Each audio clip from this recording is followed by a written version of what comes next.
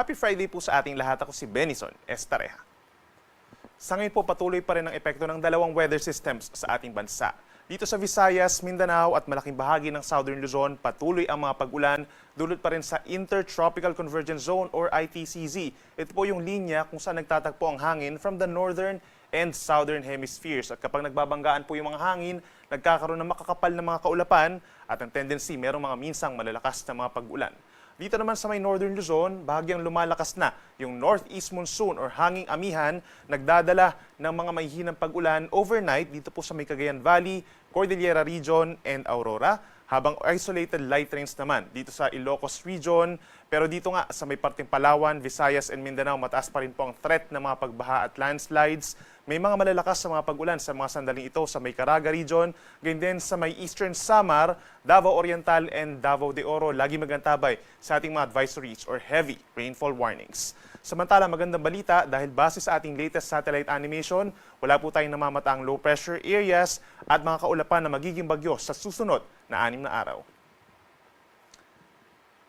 Bukas po, araw ng Sabado, November 16 or November 15, pataas pa rin ang tsansa ng mga pag-ulan sa malaking bahagi ng Palawan, Visayas, and Mindanao. Dulot pa rin yan ng Intertropical Convergence Zone o yung banggaan nga ng mga hangin. Umaga pa lamang dito sa may central portion ng Palawan, mataas na ang tsansa ng ulan. Sa may Visayas, pinakamataas ang tsansa ng ulan sa umaga. Sa may Eastern Visayas at maging dito rin po sa may Aklan and Capiz, minsan malalakas na ang mga pag-uulan. Makulimlim sa malaking bahagi ng Palawan and Visayas sa umaga, and then sa dakong early afternoon hanggang sa gabi, mababawasan yung mga pag-ulan doon. Kaya make sure po na magdala pa rin ng payong kung lalabas ng bahay bukas at mag-ingat na rin sa banta ng mga pagbaha at pagguho ng lupa.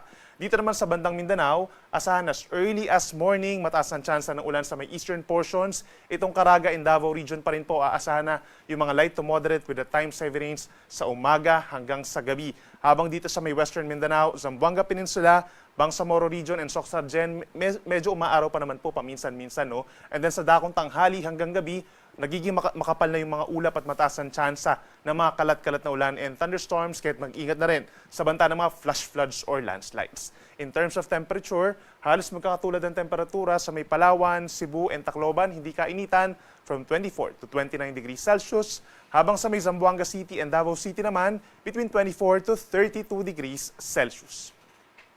Sa ating mga kababayan po sa natitirang bahagi ng Palawan, Idong Mindoro Provinces, Marinduque, Romblon, dito rin sa may Bicol Region hanggang sa mga probinsya din po ng Quezon, Laguna, and Batangas, matasin po ang tsansa ng mga pag-ulan bukas, November 15, dahil pa rin yan sa ITCZ. May mga light to moderate with the time-saving rains simula sa umaga pa lamang hanggang sa early afternoon, so make sure din na meron baong payong or kapote kung lalabas po ng bahay.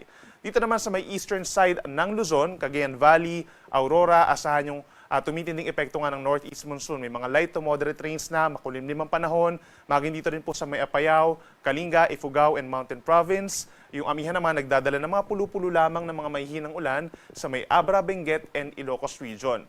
Ang Metro Manila, rest of Calabarzon, and rest of Central Luzon, asahan naman yung partly cloudy to cloudy skies at may tsansa lamang din po ng mga saglit na ulan at mga localized thunderstorms, lalo na sa tanghali at hapon. For Metro Manila, temperature mula 24 hanggang 32 degrees Celsius. Presko ang panahon sa may Baguio mula 16 to 25 degrees, so ideal pa rin ang pamamasyal. Habang may kalamigan naman sa may Tagaytay at Legazpi between 24 or 22 to 30 degrees Celsius. Dahil naman sa bugso ng northeast monsoon, meron pa rin tayong gale warning or delikadong alon sa may Batanes and Babuyan Group of Islands. Hanggang 4.5 meters po yan hanggang mamayang gabi, equivalent sa 1.5 palabag ng gusaling taas ng mga pag-alon. Dito naman sa baybayin pa ng Ilocos Region at natitirang baybayin ng Cagayan, magiging maalon din po sa susunod na 24 oras dahil pa rin sa pag-iral ng northeast monsoon hanggang 3.5 metro. Habang natitirang baybayin ng ating bansa, banayad hanggang katamtaman ng taas ng mga pag-alon, usually 0.5 hanggang 1.5 meters. Kapag may mga thunderstorms o malalakas na hangin at ulan, posible itong umabot sa 2.5 metro for the next 2 days po yan. At para naman sa lagay pa ng ating panahon simula sa Sunday hanggang sa Tuesday, that's November 16 to November 18, asahan pa rin ang pag-iral ng Intertropical Convergence Zone sa Palawan, Visayas, and Mindanao, plus ang lumalakas na northeast monsoon sa may northern and central Luzon with the eastern sections affected naman ng shear line o yung banggaan po ng northeast monsoon at ng mainit na easterlies. So pagsapit po ng Sunday, mataas pa rin ang tsansa ng ulan sa may Palawan, southern part po ng Mindoro, gayon din ng Romblon, at Masbate and Sorsogon provinces, epekto yan ng ITCZ. Yung eastern side naman po, light to moderate rains. Cagayan Valley and Aurora, isolated lightning naman for the rest of northern Luzon. Pagsapit naman ng Monday and Tuesday, nagbabalik na yung shear line o yung banggaan nga ng mainit at malamig na hangin. So pinakang uulanin dulot ng shear line itong Cagayan, Isabela, Aurora, down to Quezon.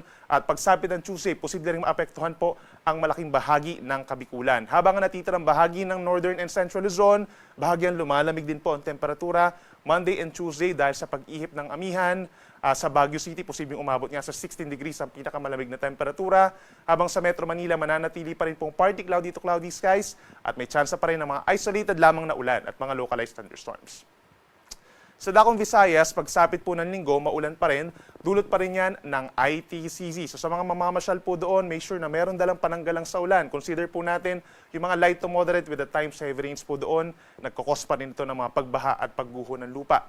Habang pagsapit ng Lunes at Martes, mababawasan yung mga pag-ulan dito sa Visayas except sa may eastern portions, Eastern Samar, dito rin po sa may southern Leyte, and Leyte, asahan yung mataas na tsansa ng ulan, dulot ng ITCZ, kaya't mag-ingat pa rin sa mga warnings at sa mga flash floods and landslides, lagi pong magantabay.